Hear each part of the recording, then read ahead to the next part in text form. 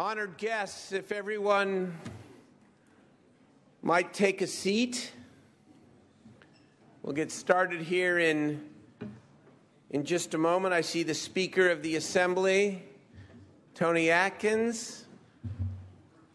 I see the great Governor of the state of California, Jerry Brown. I see many former esteemed colleagues from both houses of the legislature. Member of the Board of Equalization, Betty Yee. We'll get everyone to sit down here for just a moment.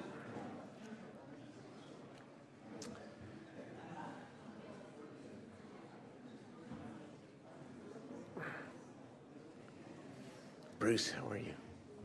Honored guests, if I may. I'm Darrell Steinberg, the current President Pro Tem of the California State Senate, and it is my honor to welcome John's dear friends, colleagues, and many admirers. I want to especially acknowledge Mitch Saunders and his family, who are John's closest of close families. Mitch here? Yes. Welcome to you. Welcome to you, Mitch.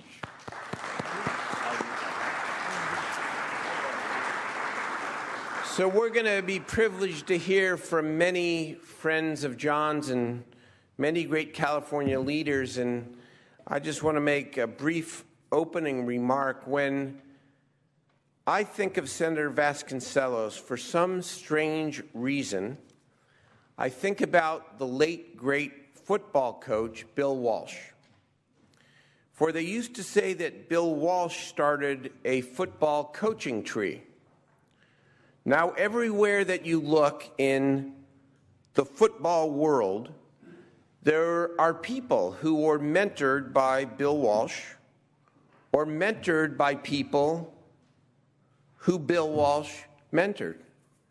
And the tree now is long and it is wide.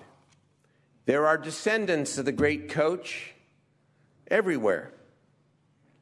So when I think of John Vasconcellos, you can double or triple the size of the coaching tree for John.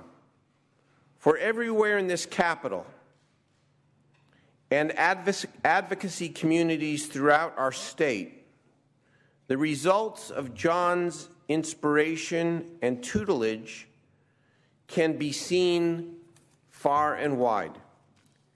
He taught so many of us how to do it right, that there is nothing wrong with falling in love with your bills, or at least, Governor, or at least the ideas behind them. He taught us that you must match your ideas and ideals with knowledge, with study, and with technical expertise. And he taught us that we must never forget that behind every budget number, behind every word in a bill, is often a real human being. I am grateful to have known and learned from John like so many others in this room. It is now my honor to turn this over to our governor, who knew John Vasconcellos in the early years and who continues to mean so much to California's rich history, the governor of the state of California, Edmund G. Brown, Jr. Welcome. Thank you. You're looking more alive. Are you doing so? Doing good. You did good.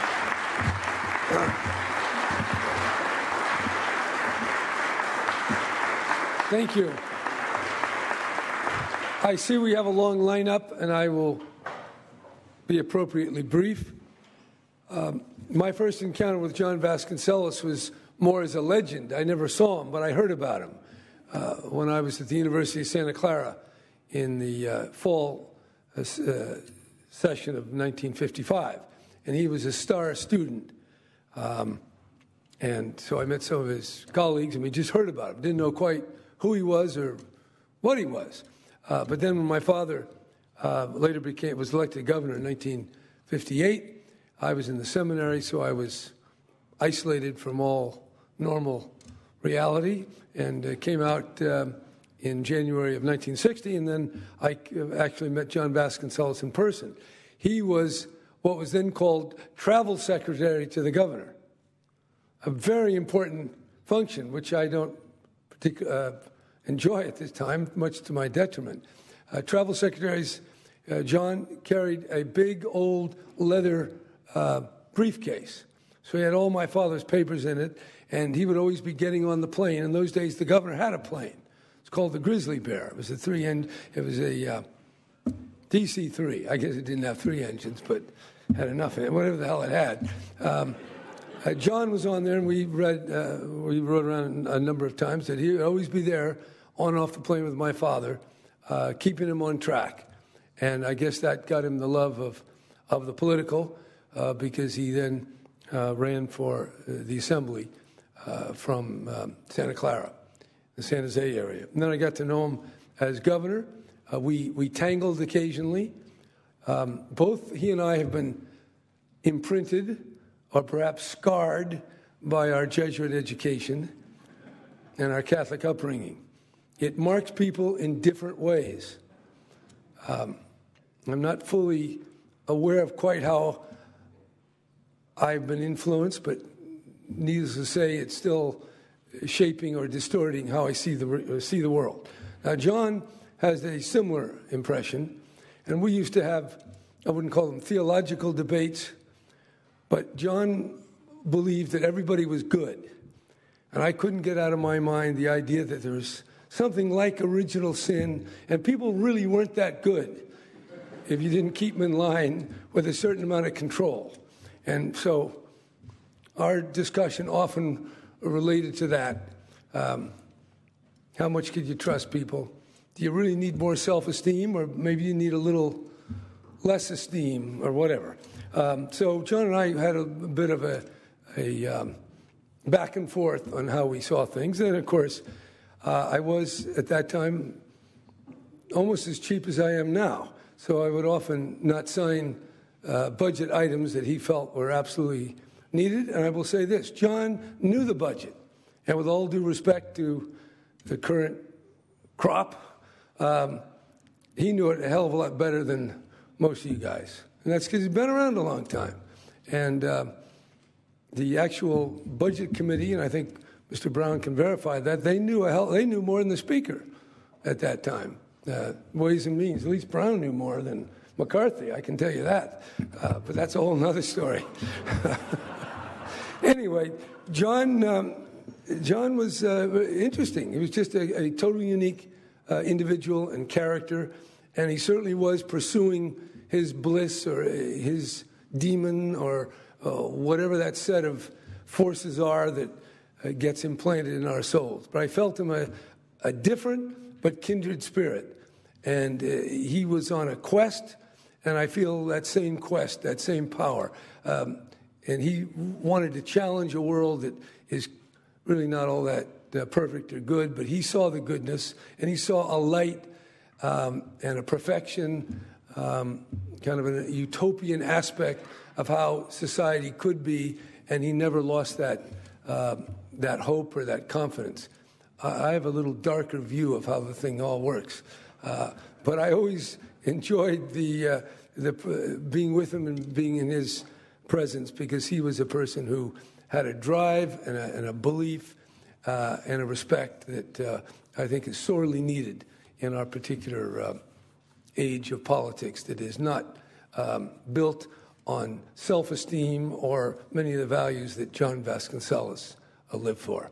He was a one-of-a-kind, unusual, and what made this legislative process so wonderful, because people like that can be part of it. And maybe someday when we get rid of term limits, we'll have those characters again. Thank you.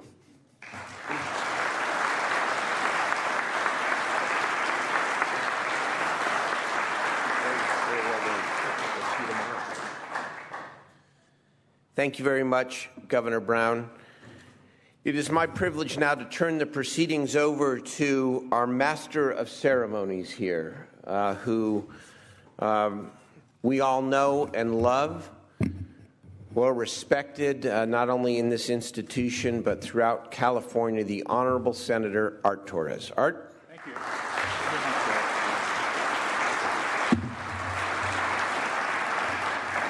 Thank you, Mr. President, and thank you, Governor Brown, for those comments. We're here to honor a legend, a visionary, a friend, a colleague, and an incredible man who brought history to the state of California. But I want to make sure that we all know that John and I really respected most of all our staff, as many of you do, because without them, we couldn't function as legislators and serve the people of our state without the staff that worked hard day in and day out, more nights than days, in terms of providing us the support. So I'd like to thank the staff people that worked on putting this event together. Robert Harrell, Rand Martin, Sue North, Danny Alvarez, Kathy Dressler, Greg Schmidt, John Waldy, Jeff Long, and Nettie Sablehouse. Thank you all for your help.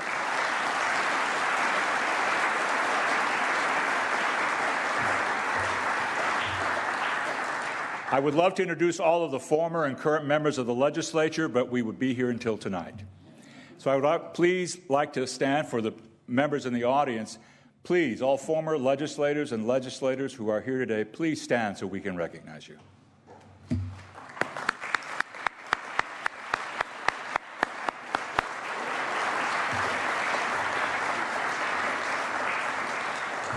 Thank you all very much for being here, and again, our gratitude to our Speaker of the Assembly, Speaker Atkins. We're honored to have you here in this chamber as well. On behalf of John Vasconcellos' staff, I'd like to introduce to you Jeff Long and Danny Alvarez, and a sense of precaution, I'm going to limit you and all of us who are speaking to at least 3 minutes. And if you reach 5, this gavel will come down very, very hard. Please, Jeff Long and Danny Alvarez.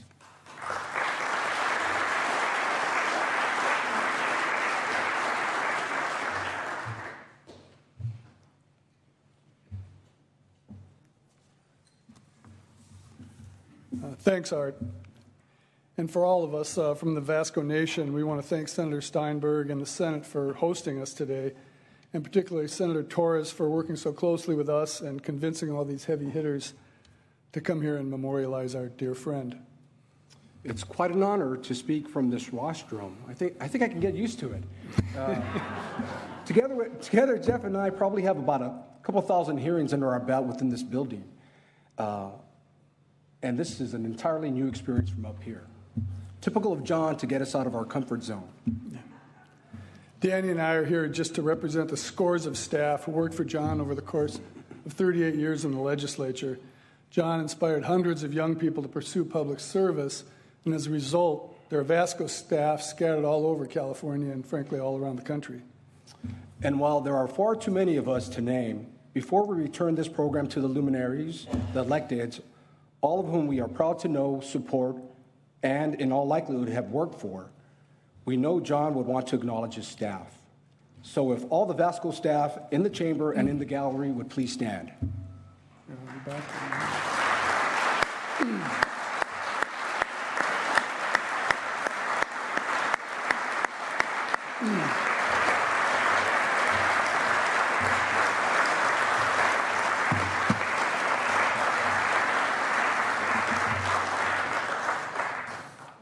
Of all the things written about John since his death, I think one simple phrase that was tucked into the Sacramento Bee obit really nailed it. Sometimes gruff, mostly, John inspired intense loyalty among those who worked for him. Oh yeah, John could be gruff, but there was also a tender and compassionate side to him. And if inspiring intense loyalty is a measure of a man, John was a giant. John was demanding. His expectations were very high. He was brilliant and rarely patient. But his inadvertent management style was effortless and effective. He was simply a do-right guy. You never had asked John where he was or would be on an issue, or what he wanted you to do. When you did, he'd often meet you with a glare, a sigh, or maybe a smile, but a simple, just do the right thing. Working for John, there was not a lot of political calculus. There was no studying lists of opponents or proponents. There was no second guessing. John owned his decisions, so there was no throwing anyone under the bus, especially staff. Because he was so smart and so quick and so experienced, we had to really hustle and dig to add value. And we didn't hustle and dig for pats on the back. John wasn't particularly big on that type of thing. We hustled because he trusted us to be an extension of his drive to do the right thing. We had his trust, and we wanted to live up to it. John knew we had his back, so he always had ours. So I'm going to start some of the stories with the story of John and I and how we met. So I'm interviewing with the big guy, and I'm a nervous kid. Back then, I'm about 24 years old. John asked me point blank about my thoughts about the University of California. I told him I'd like the UC. You know, I went there as an undergrad, but I was perplexed by not being accepted to graduate school there. And I told him I was personally hurt by this, and that the burden of a monthly loan payment to the University of Michigan will be my constant reminder of that. Well, John looked at me, and I thought at some point I really tubed this interview. But like John wanted, I wanted to be honest. Then John looked at me, and he gave me a grin, and then a big smile. And then he asked me, when can I start working for him? You know, that was very cool. I think it was because John didn't have an immediate family of his own that he formed such a bond with all of us. We drove with him to far-flung places in the state because, you know, he knew people everywhere. We went to movies and we went to Niner games with him. He came to our parties. Alan Linda's here, I'll always remember him asking for Moody Blues late at night from a jacuzzi at some staff party. We dug some out for John. And when he had his heart attack in the 80s and gallbladder surgery in the 90s, staff took turns caring for him at his apartment, reading, sitting, talking, listening to music, and baking pies. Who would have thought John enjoyed baking pies? When my first son was born, John, typical of John, showed up for dinner at the house with 2 tall cans of Budweiser, still in the six-pack ring in one hand, and then this little infant baseball outfit in this crushed Macy's bag in the other hand. And he picked it out himself, and the image of John pawing through the baby rack at Macy's, you know, with those huge hands, it's always made me smile. Yeah, and John could be a goofy taskmaster or multitasker. One year in Budget Conference Committee, we're talking about some budget issue, maybe the University of California or something like that, and there's all this dialogue going on, and it's really going back and forth between the Senate and the Assembly. And John asked me, he goes, hey, did you get that? And I start like summarizing what I thought was happening in front of us. And John goes, no, not that. Check this out. And he's doing this. He had a couple of paper clips, and he's flipping them. And he goes, check it out. They land in the same spot every time. But then he immediately proceeded to close out that conference committee item without missing a beat of what the issue was all about. It was an incredible multitasking activity. Art, since the Vasco stories go on and on, we all have them, everyone out here has them. But simply put, he loved us, and we loved him, like a brilliant, driven, and somewhat eccentric uncle, and just one who wanted to save the world. So, John, peace out from all your staff. Thanks for all the lessons. We love you. Thank you.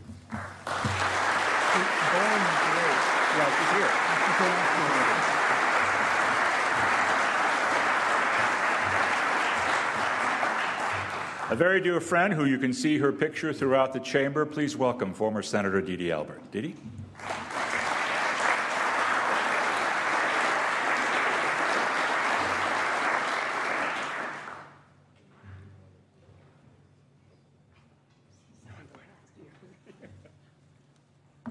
I thought I was second to last, but I guess it's alphabetical. I met John in 1990, so I met him at a later time than a lot of the other people who are going to speak today. I never knew him as the button-down person you see on the front of the program. He looked pretty much the way the second picture is. And that takes me to my Hawaii story. I had just been in the legislature a year, and I went with my husband and another couple to Hawaii on vacation. And we stopped at one of the lookouts where you look out into the water and see the whales. And as we were there looking out, a car drives into the parking lot. And there's a man with hair going like this. He's got on a wife-beater T-shirt, dirty shorts, bare feet, gets out of the car, and I say to our friends, I served with that man in the California legislature. But that was John. He was, though, such an amazing man, so smart, so talented. I remember, again, in my early days in the Assembly, in my second term, I was appointed to the Ways and Means Committee. And I think you all have to remember that now you're talking about a Budget Committee and an Appropriations Committee. Ways and Means was the Budget Committee and the Appropriations Committee. And he knew everything that was going on in both pieces of that. His knowledge and his quickness, it was just absolutely amazing. For me, I think that I used to deal with him an awful lot on education-related issues. And I think something that maybe a lot of people don't realize, but, the master plan for education was to be updated every 10 years. And because of John serving for 38 years, he was the person who did it every decade until I did it in the late 1900s and then just before 2000, because he said he had so much on his plate and so many things that he was doing. But that was the first time that he hadn't headed up that effort. It was just, as I say, an amazing man. I tried to think about what I appreciated most about John. I appreciated his passion and his caring. Another story on that, when I'd been in the legislature a very short time, I went to see John. It was during tough budget times. And he said, I am just so discouraged. He said, I'm going to quit the legislature. He said, I have to go speak at a conference in New Orleans this weekend, and it's June, and I'm not coming back. So I raced down to Willie's office, and I said, Willie, I have terrible news to tell you. John Vasconcellos is quitting the legislature. At which point, Willie laughed at me and explained that this was the 115th time that John had threatened to quit the legislature. But, he threatened to quit the legislature because he was so passionate and so caring. It was an awful year, and in trying to figure out how he could do the least harm to the people of California, it just upset him. The other thing that I think I appreciated most about John was how supportive he was of women in the legislature. When I came to the legislature in 1990, it was just kind of the beginning, and you may remember 1992 was called the Year of the Woman, and we began to have more women in the California state legislature. And John was supportive of the efforts to get more women. He was supportive of the efforts to make women chairs of committee, something that really, because so many of the committee chairs were filled by people who had been in the legislature such a long time. But he really helped us in our efforts, supported us in our legislation, talked to the people in leadership to try and encourage them to give women more opportunity. And he was one of the early people. And again, sometimes when he would be asking for women to have certain assignments, it would mean that he wouldn't get that assignment. But he was willing to do that to support women in the legislature. When I think about my most fun memories of John, it's John and his birthday. John's birthday every year, he celebrated about 18 or 19 times. He had a party in Santa Clara and a party in San Jose and a party here. But I think for me, anyway, the best party was a party he used to have at Don Byrne's house, where he'd invite a number of us to come out to be at the party, wear silly hats, tell funny stories, bring back people like his close friend Art Torres, people like Bruce Bronson, people like Richard Katz would come back and all meet with John to visit with him over his birthday time. And that was kind of a time where he could just be happy and silly and just enjoy himself. And then I think that I would just say in closing that John's life after the legislature, he wasn't a person who just left the legislature and said, I'm done. He cared so much about government in California. His belief, as I think Governor Brown talked about, the goodness of man, the fact that politics could be a positive force for change, that we could do better when we tried to govern the people of California, that the legislature could do better, that public policy could be better if we learned how to work together and really devoted our efforts to making things better in California. And so for the 10 years after leaving the legislature, he continued on in that same path, never giving up. And that, I think, that we even, several months ago when he called me, he was still calling to send me more papers about how it was that he was going to fix California government. There won't be another person like John Vasconcellos, partially because we don't see anybody who gets to be here for 38 years, but much more so because he was such an amazing, incredibly talented man. Thank you. Thank you.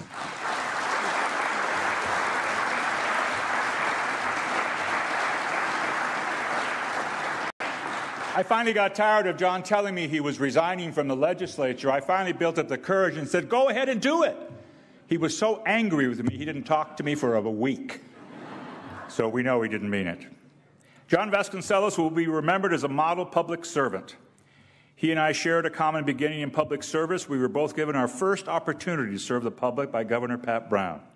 And he went on for 38 years to serve the Silicon Valley with distinction. Above all, John was a people's man. John's life was marked by an intense devotion to his constituents and the ideals of equality and advancement for all areas in which John really served as a role model for us all. So, John, I'd like to say thank you for your passion, your commitment to California, and your constant drive to make all of us better people. You truly have left your mark on the world. You will be missed. Senator Dianne Feinstein. Please welcome a former minority leader of the Assembly, a very dear friend of mine since the 1970s. Please welcome the Honorable Richard Katz.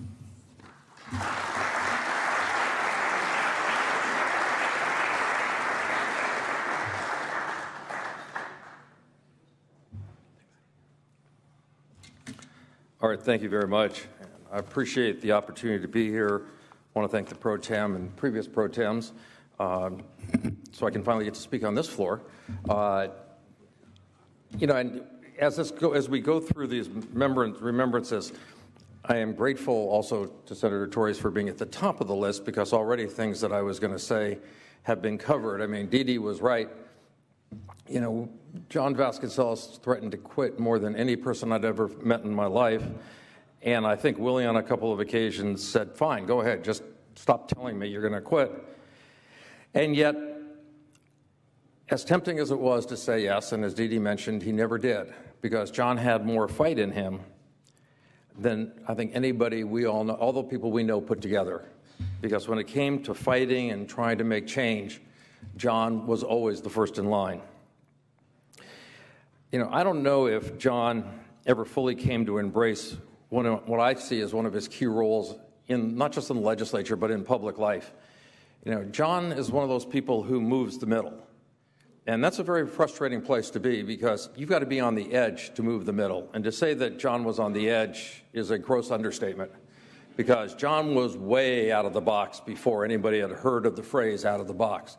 But in doing so, he moved the middle in California in a way that was positive, whether it was self-esteem, whether it was higher education master plan, as Dee Dee mentioned. All of the things John championed helped move this state to be the 8th largest economy in the world, and his commitment to the Silicon Valley and to spreading that economic opportunity throughout the state led to hearings and meetings and discussions, but John would never quit. There was always one more person to talk to or one more thing we could or should be doing.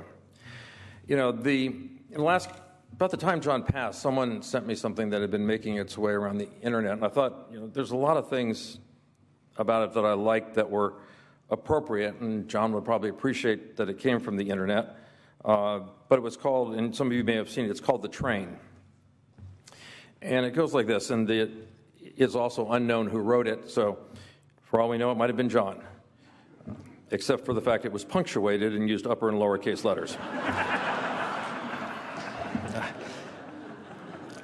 At birth, we boarded the train and met our parents, and we believed that they would always travel by our side. However, at some station, our parents will step down from the train, leaving us on this journey alone.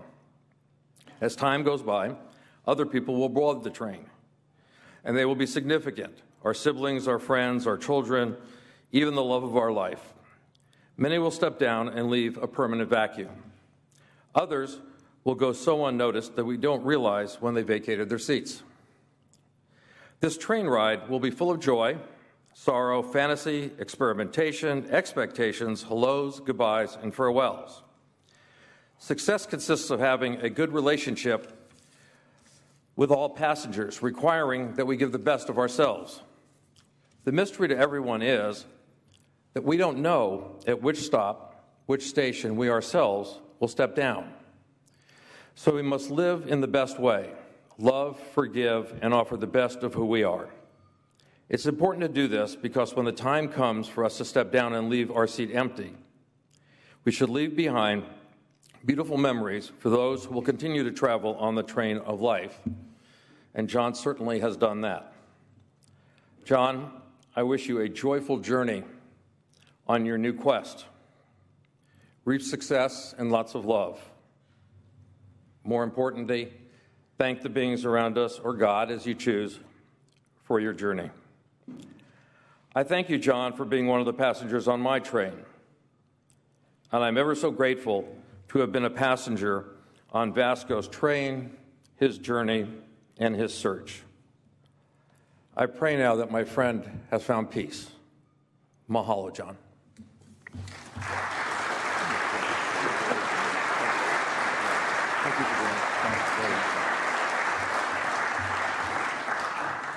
From my former Senate seatmate and former President pro tem of this Senate and our current treasurer, I am unable to join you today because of a conflict with my son Diego's promotion ceremony at school this afternoon. I'm proud to say Diego is my godson. I know John would understand, and I'm pretty sure he'd scorn and scold me if I were anywhere but with Diego today. I would just say this about John. If fate is the vengeance of choices unmade, then I must say that John made more actively conscious choices than anyone I know. Often they were painful, occasionally they were joyous, always they were profoundly truth-seeking. Like all of you, my life was and will always be enriched by his friendship and love. Bill Lockyer. Please welcome member of the Board of Equalization, the Honorable Betty Yee. Betty?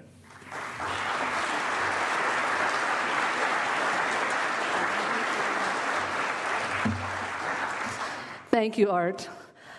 I've had the great honor and blessing to experience John Vasconcellos in a number of capacities. I remember thinking when I first joined John's committee staff, how do I do my job when I only get to engage John every couple of weeks with the schedule that he keeps? And it quickly became clear to me how much John trusted his staff members by giving us broad latitude to act on his behalf as long as he stayed informed. It also quickly came to me how much we already knew about where John was going to come from on any issue. Although he was a complex man, John was not difficult to figure out. He loathed hierarchical organizations, fancy titles, and flash. And what some may consider odd with his long-term service as chairman of the Assembly Ways and Means Committee and the Budget Committees, John despised the interaction of money and power. And speaking of money, some of the most difficult discussions had with John concerned pay increases for staff. John believed, you see, public service meant working without regard to pay. My most challenging experiences with John occurred when I served in the Governor Gray Davis administration as Chief Deputy Director for Budget. It was the first time in my long relationship with John that I incurred his wrath directly. His anger towards me over some of the administration's positions that was expressed not with words, but rather with the silent treatment and those piercing looks of disdain. Yet our deep friendship prevailed, and we worked through our differences. And I got the sense that the governor's funding for medical marijuana research at UC San Diego helped a bit. One of the memories that I will cherish is what occurred on that tragic day of September 11, 2001. As Sacramento shut down after businesses and government sent employees home to be with their families, as our nation was in shock, I met with John and my good friend and colleague, Darrell Steinberg, at the Sheraton Grand Hotel up the street from here to try to resolve a major issue of disagreement in our protracted budget negotiations. Funding for low-performing schools, a new grant program. I will never forget this moment because amidst the chaos, the confusion, and tragic events of the day, we emerged with an agreement about how to provide additional resources to schools most in need. Like most of us gathered today, I treasured my friendship with John. We experienced the essence of John most profoundly through our friendships with him. John lived a rich life because of his vast number of friends who accepted him and loved him for being John. John's staff was right there after his heart surgery, keeping watch and caring for him at his Santa Clara condo. I remember Robert Harrell, a staff colleague, and I offering to make John something to eat when he arrived home. He declined, stating he wasn't hungry, but for us to help ourselves. Robert and I declined after discovering stale cereal and sour milk were the only offerings. I was happy to see John move from celebrating his birthday annually with Daisy Chicken at a local Chinese hole-in-the-wall to frequenting the latest sushi restaurants, or in recent years, celebrating quietly with the organic gourmet comfort food of Jesse Cool at Fleet Street Cafe in Menlo Park, where many of the world's problems were solved over dinner with John. I don't believe you were a true friend of John if you were not on the receiving end of numerous news clippings, countless emails, and books from him. I mean, who among us had to read the newspapers or go to a bookstore with John supplying us? And no hype, John truly believed in the potential of each human being and the goodness in each of us being the remedies for what could cure our ills, personal, societal, and global. He always had his door open to our youth and their vibrant minds, for whom he desired to add to our electorate. And he was a champion for those whose voices were weak, our older adults, people with disabilities, and the poor among us, all just as deserving of living their lives with dignity and respect. John was proud to mentor first-time candidates like me, and how he beamed when speaking of his dream to see a woman serving as governor of our great state. And I think, Dee Dee, you were mentioned when he beamed. John, hands down, was one of the most transparent persons I've ever known. He wore his life on his sleeve, his work ethic, his compassion, his empathy, his honesty, his innovative thoughts. Yes, John was a complex man because we live in a complex world. What a profound loss his departure is. John, you were ahead of your time. As you rest now, it is our time to work, to catch up in meeting the possibilities that you embraced of a world of peace, harmony, equality, and justice, made possible by unleashing the tremendous potential and fundamental goodness within each of us. Rest now, dear John. Peace. I love you.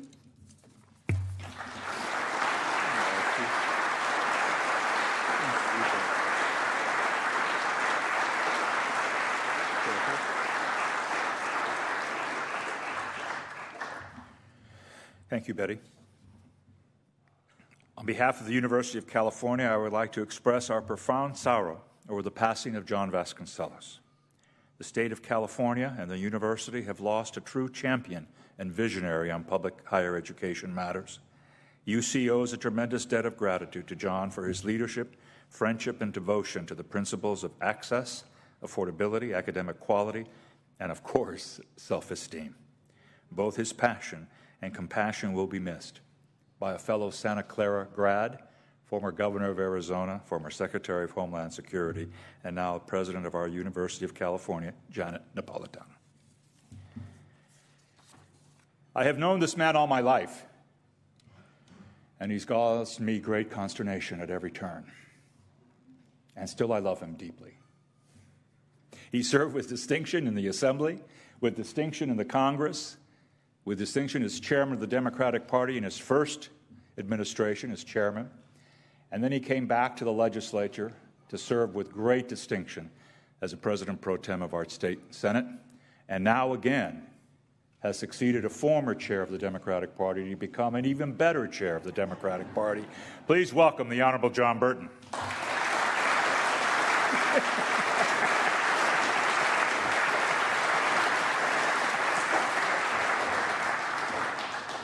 Well, thanks for not having me immediately follow Betty. I had to do something like that once following a grand daughter at a friend's funeral, and it was really easy. But hearing Governor Brown talk, and in thinking of Governor Brown, and if he would have stayed in the seminary with Pat Johnson and others, I could have committed murder. They could have given me absolution, and I could be in heaven. Well, I think about those things. Not so much the murder, but the absolution. But the last time I saw Vasco was actually, I was speaking to the Santa Clara County Committee, and he was just sitting almost like where Willie was, except he was even a little farther back, and it turned out they were also having 80th birthday celebration for Vasco, which they didn't tell me until after I sat down. And then, I had to get up and say a few good words about John, which was easy.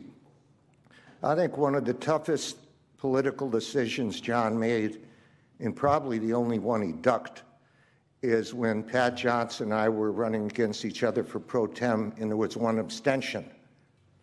And we were all trying to figure out who that was. And finally, John said it was him because he just had two good friends and didn't want to choose, which I think said a great deal about him.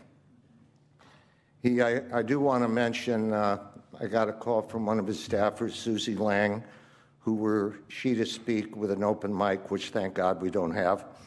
But when she had a baby, Vasco encouraged her to bring the kid to work. So again, he was ahead of his time, as he was with medical marijuana. And we have a lot of debates as to how Vasco, the moderate, in a primary election in '66, and I'm the only guy who remembers the liberal candidate, Bill Jennings, but how he went from there to the Vasco that left here, and it was kind of some kind of metamorphosis. Was it pot? Was it LSD? Or was it just a natural progression? And we leave that to others to think about.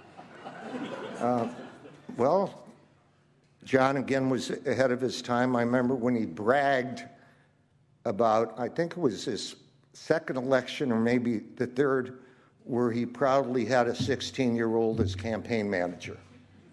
Of course, he had a safe district and didn't have much of a campaign. But, that was him. That was Vasco. And I remember a couple things quickly, and I'll get out of here and get Willie on. And I'm so old now, I can't remember stuff and I can't read my writing.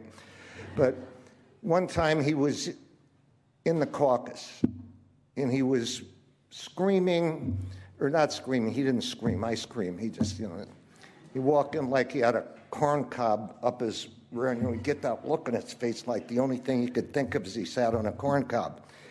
And he really started moaning and bemoaning and going on this, about poor people. And finally I had it, and I got up, and I'll leave a lot of the phrases out, but basically, and I went on. I just went on a rant and says, finally, you're not the only God, blah, blah person cares about poor people in this caucus. And I really, all of a sudden, I stopped, I turned around, and I said, John, I'm absolutely sorry for raising my voice. And he just looked at me and, thanked me for that. But that again, was Vasco. And he had this thing where he and Ed Davis, the former chief of police, and they were going to have something about civility in the legislature. And I kept thinking about being on Ways and Means with John and watching how civil he was to some of the witnesses. And and truth be told, they weren't all bureaucrats and lobbyists. Some poor citizen would get up, and if they were saying something he disagreed with, he would go after. And I just kept thinking, I think he's a model to do. He's talking civility. Ed Davis wanted to hang people at the airport, and I thought the two of them would really make this a very civil operation. And not lastly, but the last thing I'm going to tell you, because there's too much, but during one of my crazier times of life, and I had hair actually like Vasco. I got myself a perm, but I could never get it together. And I flew all night to come out here, and Phil Schott, may he rest in peace, had a Halloween party. And it's a costume party. And I mean, I was like, I made Vasco look good the way I was dressed that day. And Vasco usually made me look like Willie Brown, so it said something. But I took a pillow, put it under this T-shirt, and walked in a Schott's party. And they said, this is Halloween, costumes. I says, I'm coming as Vasconcellos. And I did have to call him the next day and tell him, because despite all, John he could get his feelings hurt, whether we thought so or not, and I didn't want him to think I would make fun of him behind his back. If I did it, I'd do it in front, and I told him that. And lastly, one of the blessings in my life is that I don't have a computer, I don't get emails, and I never knew what the hell he was sending everybody else, but I never got it.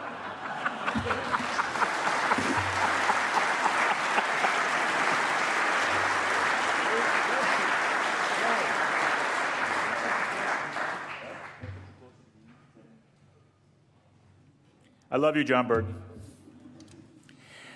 I had the high honor and distinct pleasure to serve with John Vasconcellos, my friend, Californian, everyone. His work touches us better today. He served with passion and great love for the people of our great state. Rest in peace, John. Congressman Mike Thompson.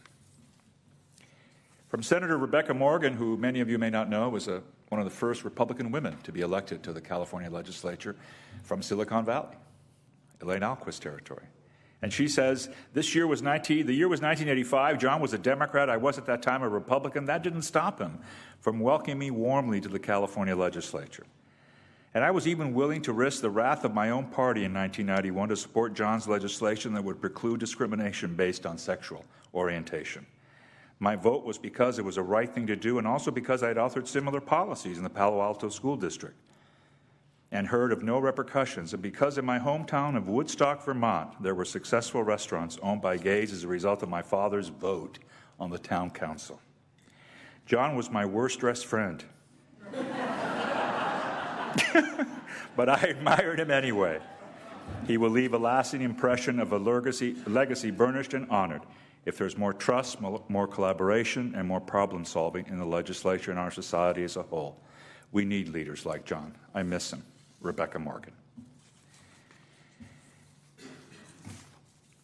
I had the honor of working with this man, not only in the legislature, but also as chairman of the party, and I'm honored to ask him to come forward and give us a few remarks on John Vasconcellos. Please welcome former Senate President Pro Tem, Don Parada.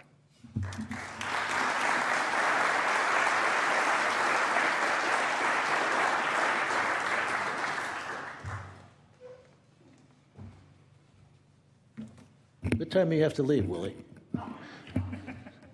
I know, John, you have to leave now, yes. I can't remember when I first met John, but I knew what I was doing. I didn't know if I was doing it. I was teaching. And it was probably in the late 60s. And I was working for Bob Crown at the time, part-time. And he used to tell me about John Vasconcellos. And I think that's probably why we met.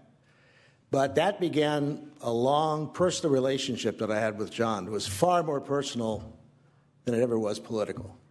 It was an honor to be with him at times here. At other times, I had the feeling most other people did, that you wanted to pick him up and throw him somewhere. By the way, I didn't sit up here because this would have reminded John of a church with the cardinals sitting here. And John and I had lots of conversations. He was already a lapsed Catholic. He was fighting and bridling at all that he was taught. In fact, when he used to send those Vascograms, he would tear something out of a paper and then he'd scribble on it. I asked him once, I said, did the nuns break all of your knuckles? He wrote worse than I did. I never understood what he said. except it said to Don Parada and overspelled it with 2 T's. I don't know how he and I got on the subject one day, but we were and I used to talk to him late at night. And I mean, he had less social life than I did. And we were talking about, we always were talking about something that related to self-esteem and the Catholic Church.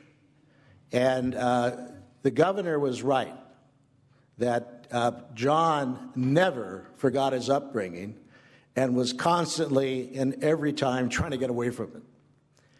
And we used to talk about that as an Italian Catholic, and John tried to tell me he was a Latino, but I knew better than that. I looked it up, and it wasn't. But John was, in many times, in many instances, a tortured soul. He really had conversations that were wrenching. And we got into a lot of personal things that, frankly, stunned me, that an elected official would engage at the depths of his being in a conversation with someone who could have been anybody. And I've always thought that in public office, if your feelings could be enacted, it would be a better place, not necessarily from the Prince of Civility, but the fact that what he believed in so desperately and so internally, he was fighting for constantly. John was really a libertarian in a liberal's body. I didn't know he was a moderate until today. But his values really rested on respect for individuals. He wanted to fix society so that individuals could thrive. I finally figured it out after years of it seemed that just didn't compute. And one day I realized that John's whole quest for self-esteem for others, for an educational system that honored individuality, was all about making government serve the individual and allow that goodness to come out. He sure believed in goodness. He was off the charts. Jerry was right. They are two polar opposites. But John couldn't believe that there were bad things about people. And that's why I think he was always so gracious and wonderful with children. Young students, he came to my class to talk to students. Took me a while, a couple days later, to explain what he was and how he was dressed. They always did remark on how nicely John was dressed. A very personal thing for me was, and I guess this was sort of the benchmark of our relationship, when I was decided to run for pro tem, John came to me and said he couldn't support me. And he told me why, and I already knew. He really believed that it was time for a woman and a person of color to stand where I'm standing now. And that he had such a hard time with that. And I said, John, I don't believe, in spite of what some may think, that I don't get personal, I get even. I said, John, you are who you are, and I knew that before you got here. But he never could get over that. He thought he let me down. He thought he hurt me. And sometime last year, he left me a voicemail, and it was really the last communication we had, unfortunately. And he said he has been thinking about me. He hoped that I was okay. He loved me. The friendship meant to him more than, and I know this was fluff, more than most. John loved everybody. He really did. But it was something that tore him up.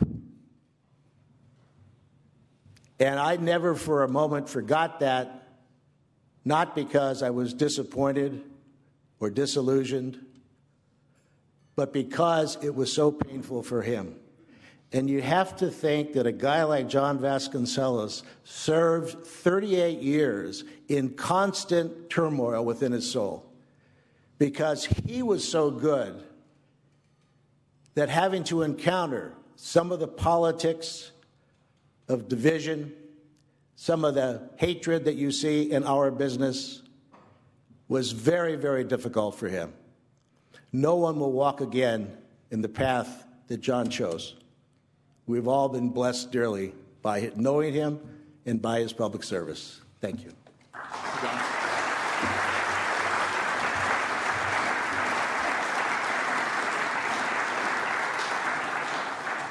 Thank you, Don. Please welcome a dear friend of John and mine and my state senator, the Honorable Mark Leno of San Francisco. Senator.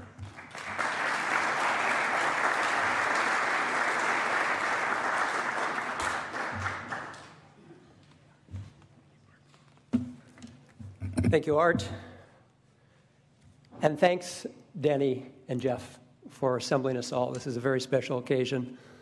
I'm a relative latecomer to John's life. We just knew each other the past 11 years. And we met in my freshman year in the Assembly. I wasn't here much more than a few weeks when I got a call from his office arranging for a dinner for the two of us. And on a Monday night, we went out to Luca's. And, of course, his reputation had preceded the invitation to dinner. Not only the reputation of the Self-esteem legacy, but probably more importantly, as a fierce revolutionary of ideas and as the legislature's moral compass, social conscience.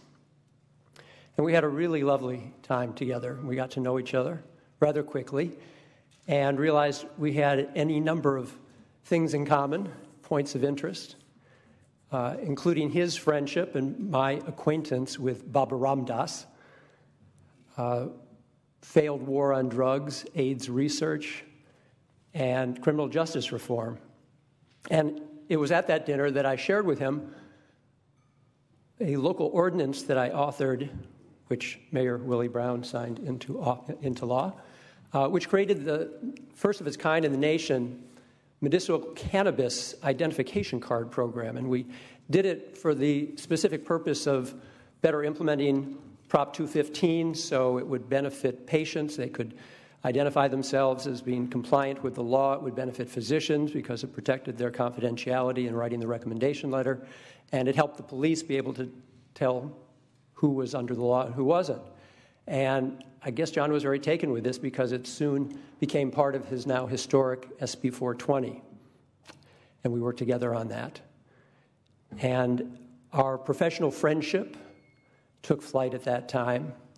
Never medicinal, never recreational, but it became very personal. And not unlike all those who gathered around John, I fell in love with the guy. As a result, I then became a member of his email tree. A cursing and a blessing. A blessing because it probably was one of the most informative political blogs that you could find on the internet. You know, he copied you on every conversation that he had with everyone else. So you got all of this information, which of course was the curse. Because just to keep up with what could be 10 to 15 emails on a given day took a lot of time and a lot of effort. And, of course, not to be rude, you'd want to respond in some informed way every once in a while because otherwise then you'd be at risk of being cut off, which would be a blessing or a curse because I think you already know that part. So the last time we saw each other was on a Friday in February of this year. I was at an early care and education conference at the Board of Education in Santa Clara with a number of my colleagues. He had called just a week or so before, with his travels between here and Hawaii and some stays in the hospital. It was not all that easy to actually find a date. And then, of course, there were some distance concerns. But we found a date, Friday in February, and I said, I'm going to be in your neighborhood. I'll be in Santa Clara. And so we agreed to meet. He came at the end of the conference, pulled up in this shiny convertible coupe, looking as flashy as he looked disheveled. It was a great counterpoint, and drove me half block to my car. I got out, and before I could ask him where are we going to lunch, he said, "Follow me," and drove off. Mistake one. You do not try to follow John Vasconcellos somewhere you don't know where you're going. He ran every yellow/red light, and when I could catch up to him, speed limits were not a part of his vocabulary, and I had to call him on my cell phone because he lost me completely. So we got to lunch, and we talked about his politics of trust, which really became such an important conviction and effort on his part in his later years. And I think, as Dee Dee mentioned, it was so impressive that after he finished just 38 years of doing public policy, it was in his retirement that he only got ever more engaged.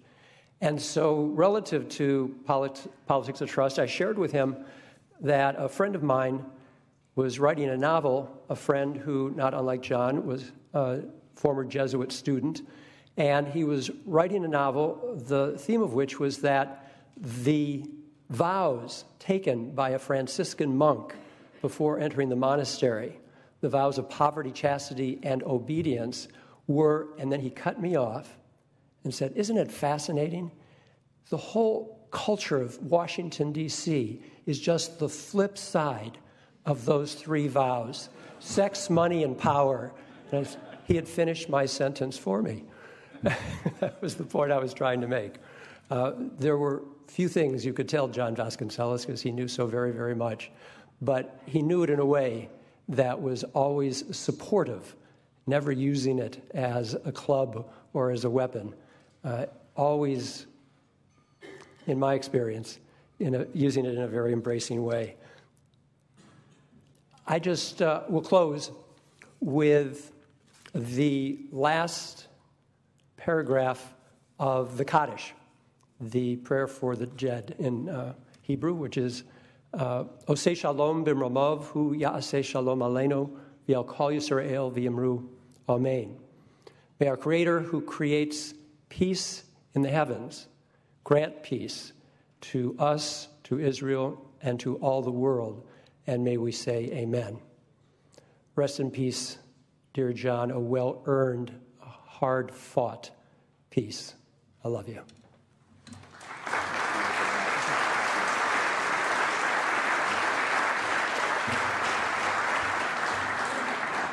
Thank you, Mark. The one person in the room who is the most challenged since June 3rd, 8 p.m., with races that are so close, we've never seen such closeness in statewide races. We pray for you every day. Please welcome a great friend of John's, former Senator and now Secretary of State for California, Debra Bowen.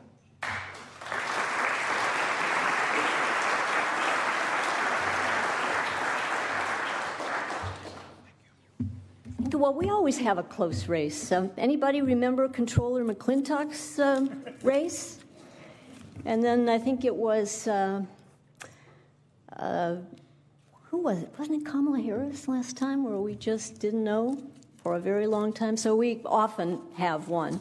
Pat Johnston. But at Pat Johnston, yes. I think there are a number of people in here. But we are grateful that local election officials are now doing such a great job that when the parties go to watch, they quickly decide that there's really no reason to bother with the recount because they can see that the integrity of what's being done is. So that's the end of the commercial. It's actually really hard to be here doing this. My wetsuit is still in the closet in John's condo in Maui.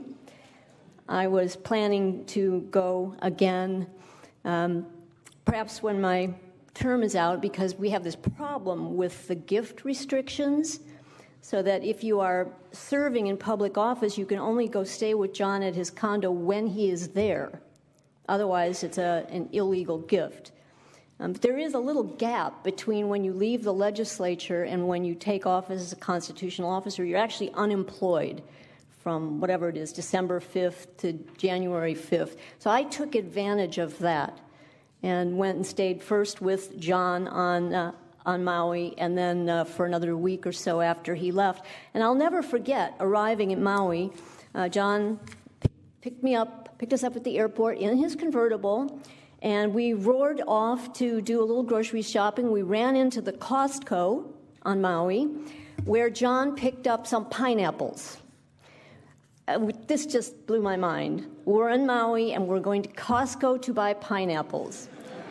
But John explained that that was the least expensive place to get good, consistent quality pineapples on Maui, and that that's always where he went to get his pineapples.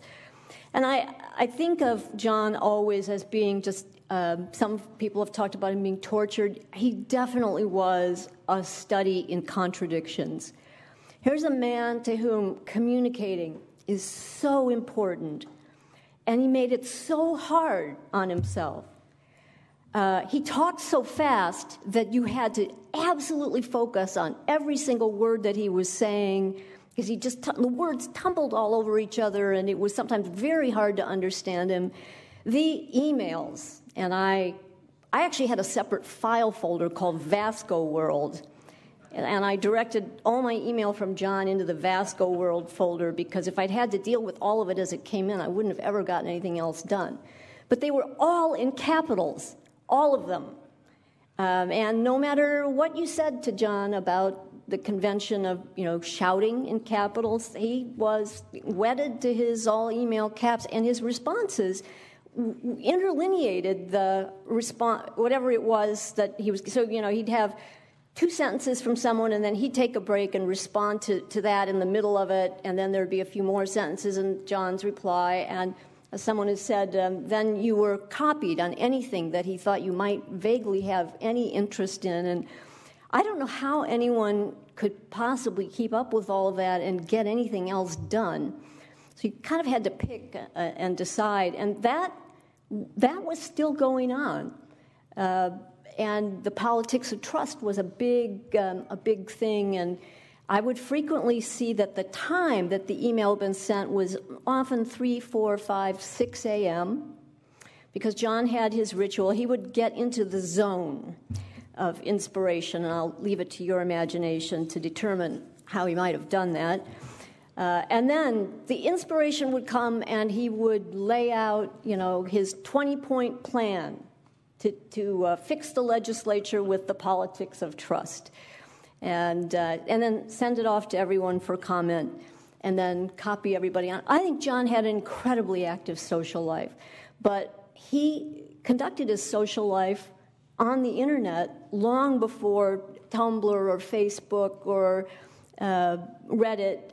He basically would he'd read a book or something that he was interested in, and he'd jot a little note to the person, somebody he'd never met, and he generated some amazing friendships that way. Peter Yarrow of Peter, Paul, and Mary became a very good friend of John Vasconcellos, and it was because John just dashed off a note to him about something that had inspired him. But we've had some commentary that makes it sound like John was Saint John, and I think we really kind of back away from that for a minute here, because we have to get real. John would sometimes take advantage of that and address things that maybe on a little further reflection there might have been a better way to go about it. I remember him going to a restaurant in Sacramento once, and it was after his heart surgery, so he was trying to eat healthy. And he was not able to get a substitution for the mashed potatoes, I think it was. And he wrote off a letter just excoriating this restaurant owner on his state letterhead. And it became a story in the Bee and so on. So John eventually had to admit that maybe that wasn't the best way to go about that particular change. But I think I really got to understand where John was coming from when he told me a story about his run for, I think it was 8th grade class president. And he told me that he had lost by 1 vote because he could not bring himself to vote for himself. Because that was just something that a good Catholic boy didn't do. It was too egotistical. And that lesson, I think, is something that he took with him. And he really did struggle with modesty and humility as a virtue. But the reality of operating in politics is that it's very hard to be modest and humble and get anything done. And so he struggled with that constantly. But he was there so much for his peers. I relied on John so many times. I got myself in big trouble within having been in the legislature for, I think, probably 4 or 5 weeks.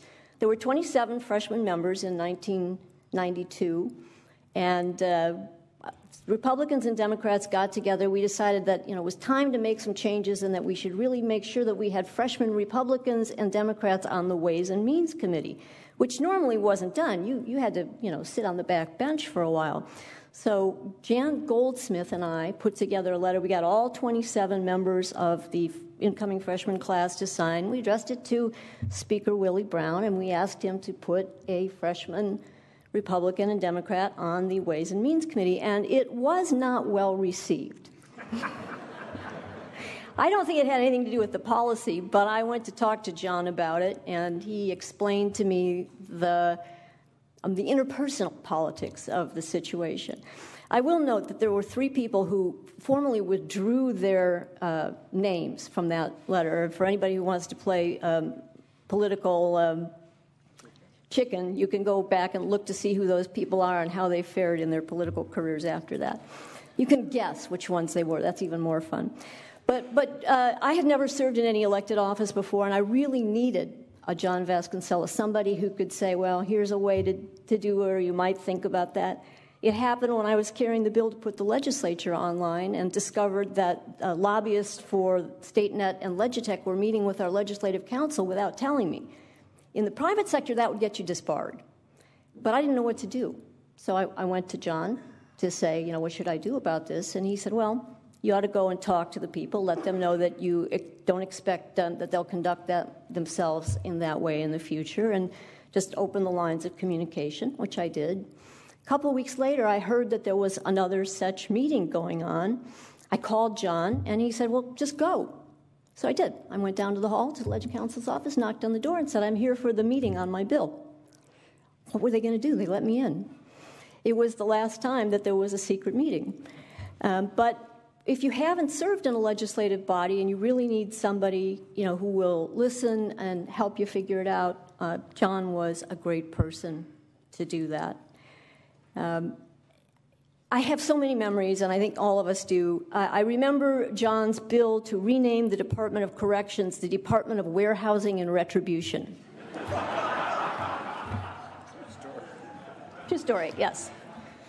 That was, I think it might have been the same year that John Burton carried a measure to reinstate poorhouses in California and to make gruel the official food of the poorhouse. But John would get really wound up about it, and I think he was over the resigning all the time thing by the time I showed up in 1992. But I think the thing that was most difficult for John was when he chose to run for governor after many years of creating smart budgets, smart corrections policy, anything that we needed to do differently. John would lay it all out in all capital letters, all in bullets, and he wasn't supported by his friends in that. And I think that was a really, really painful thing to John. And that's a place where his friends really did come in and say, John, we need you where you are. Don't leave just because people chose not to support you in that. What an incredible man. I think the thing that I will always take with me is that John never gave up.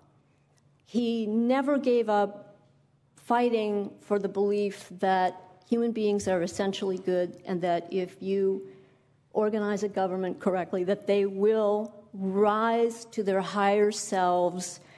He was the most idealistic person I have ever met, at the same time as he could be the most petty and the most angry. All of those things coexisted within John. I've heard a lot of wishes that John be at rest and at peace. I'm not so sure. I can't help but wonder if John isn't sitting down writing a paper about a smarter way to reorganize heaven.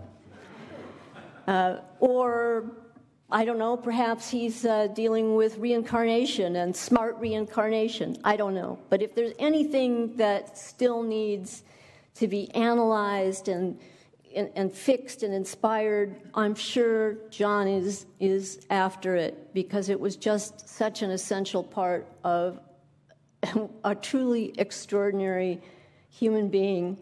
And I will keep those memories right up there with the memory of John coming in costume at the bash as Lionel Richie, having a wonderful time, dancing all night long, and showing up on the chamber floor the next morning in exactly the same clothes with the Lionel Richie wig still on and looking pretty darn hungover.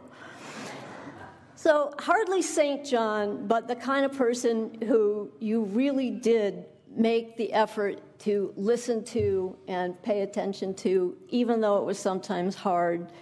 I will miss John enormously, and I'm really grateful to see so many of my colleagues here who I don't see very often, all of us come back together to celebrate the unique human being who was and is John Vasconcellos. And you learn very quickly, it's not Vasconcellos, it's Vasconcellos.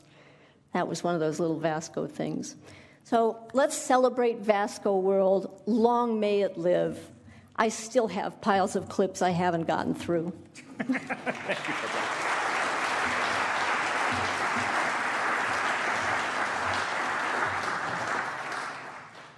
My son Joaquin had three godfathers: Richard Alatorre, John Vasconcellos, and our next speaker.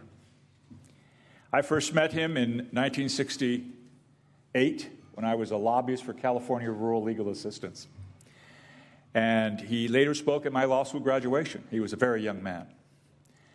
And then went on to become, of course, Speaker of the House, the longest-serving speaker in the history of California, and then went on to serve with great distinction and brought such honor to the city and county of San Francisco as its distinguished mayor. Please welcome my friend, the Honorable Willie Lewis Brown, Jr.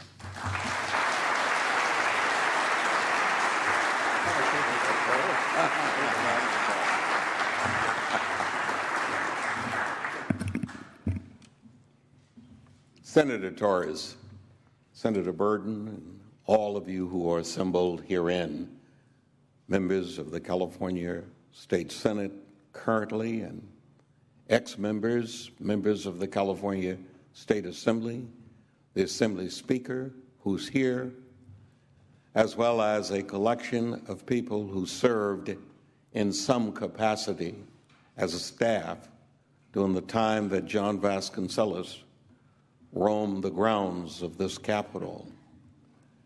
We have been here now for an hour and 20 minutes or so, and I'm not going to keep you. I know better. John would not want me to keep you. John would have something to do. It may be in Carmel at Esalen, or it may be in some other similar location, but John would have something else to do. But it would not be complete if I didn't take a minute to tell you about my unusual relationship with John Vasconcellos. I was never in life liberal enough for John Vasconcellos. My guess is most of you were not either. But I figured out early on, Bob Naylor, that John was going to be extremely important in any success that I might enjoy in pursuit of the leadership role. I knew he couldn't convince Alan Cerroti to be for me, but I thought he might have some influence on Bob Campbell in one manner or another. John had those kind of working relationships. I didn't need him for Katz and Bronson and Pat Johnston and that crowd. they were all fascinated with my little red book. So I had no worry about where they would be. But these other people that I've just described were kind of like John. They were really on subject matter or procedure or something of that nature. They were into reform. And I know I could never be deemed a reformer, but I could always have John speak for me in that area, particularly if I explained to John how he could do some damage to all of us if he took the reform too far. And John was careful to listen to the speaker at the time. He nominated me all 16 times that there was a nomination for speaker. John Vasconcellos was the person who nominated me. John Vasconcellos was my seatmate on the floor, just about 2 seats in. And someone asked, why was John your seatmate?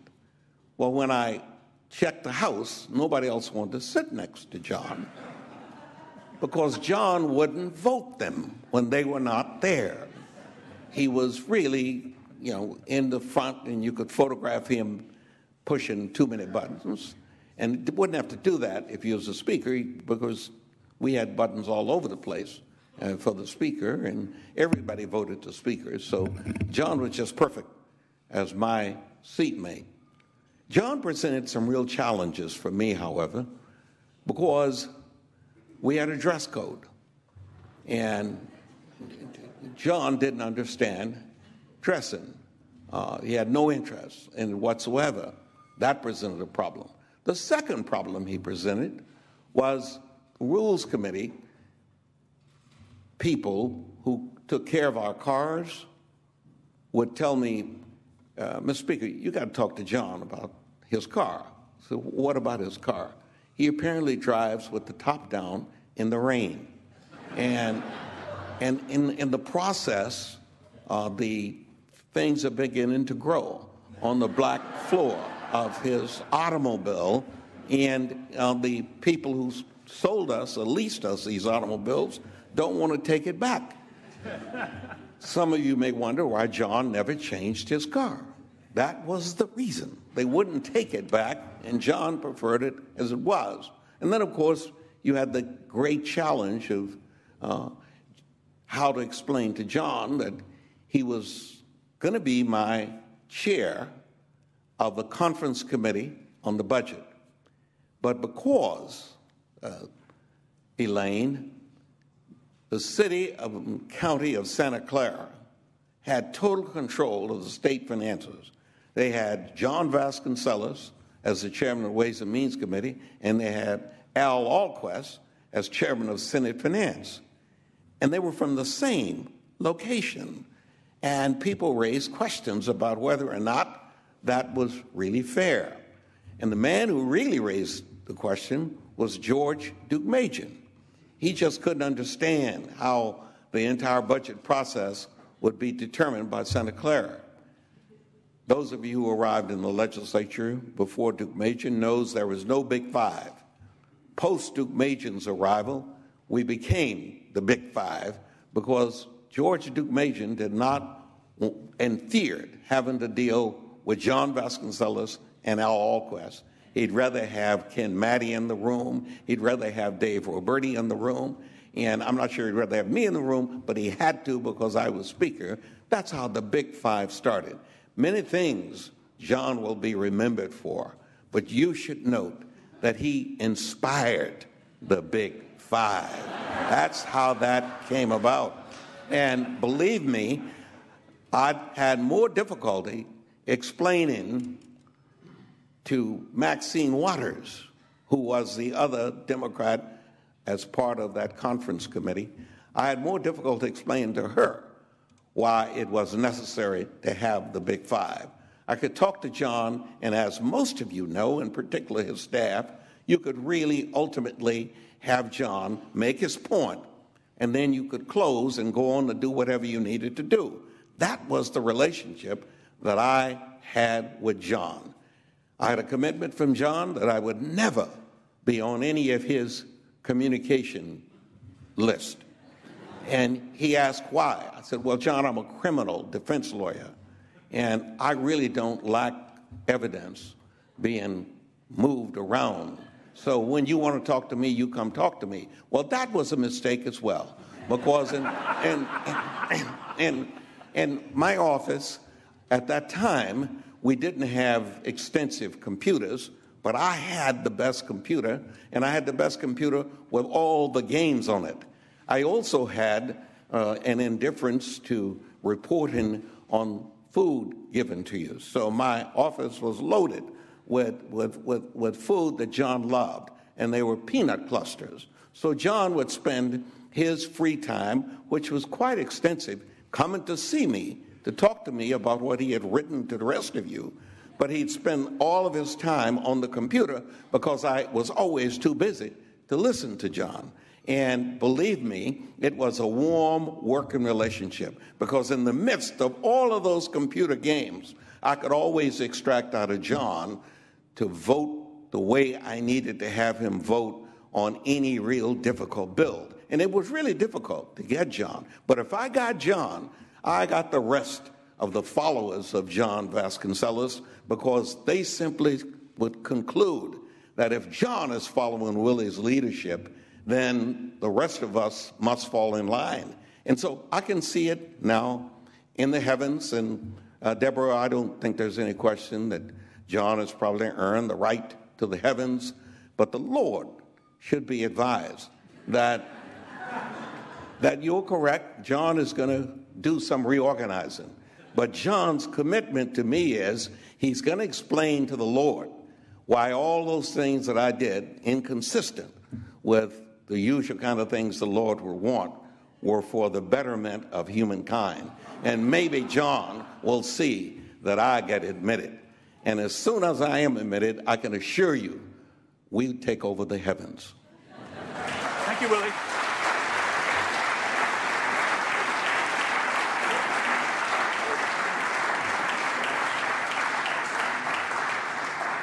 Thank you, Mr. Speaker, Mr. Mayor. I want to personally thank each and every one of the members and staff people that are here, and for accepting, especially the speakers, for accepting my invitation to be here today. I first met John Vasconcellos in 1969, about the same time I met Willie. And he was a tremendous advisor to me on how to deal with legislation. I was then representing, as I said, California Rural Legal Assistance, and then the Farm Workers Union a few years later. And John became a big brother to me. And when I was finally elected in 1974, he was a tremendous mentor for me. And he was very close and loving to my children, especially Joaquin, who he took under his arm as well and always babysat when I couldn't be around. But it was John Vasconcellos who also scared me to death when we realized that he had to have heart surgery. And we thought it was only going to be one stent that he needed, or a bypass, and that was it. Well, it turned out to be much more serious than that. And I had always been talking to him about changing his diet because of heart disease, and he never followed the advice. And finally, the medevac plane is waiting at the tarmac in Sacramento. And John says, okay, I'm willing to try the diet now. I said, are you kidding me? You got to get on the plane. And finally, we forced him on the plane. I think Mitch was with us. Forced him on the plane. We arrived in Redwood City 7 bypasses later. He recovered and came out and was playing handball until his 80s. When I took over as vice chair of the governing board for the stem cell agency, John would come and visit often. And we'd have wonderful, wonderful conversations. And his friendship and his presence were a blessing to me. And the last time I spoke to him was right before he went to the hospital for the last time. And he wanted to talk about the book that he was working on. He wanted to talk what other projects he had in mind. And it was just so inspiring to hear him, even though his voice was weak, even though we knew it was tough going. The fact that he was there and still thinking about the future was truly, truly inspiring. And I want to echo the words of the first speakers, especially to Mitch and to Sonia, for their help in seeing through with John in the last few days, and to his doctor, Dr. Robert Quint, who was also his cardiologist, who also had an incredibly wonderful relationship with John. And I hope he forgives me, but I want to quote from the great Thomas Aquinas. If the highest aim of a captain were to preserve his ship, he would keep it in port forever. John was the captain of the ship that kept on sailing. Thank you again for coming.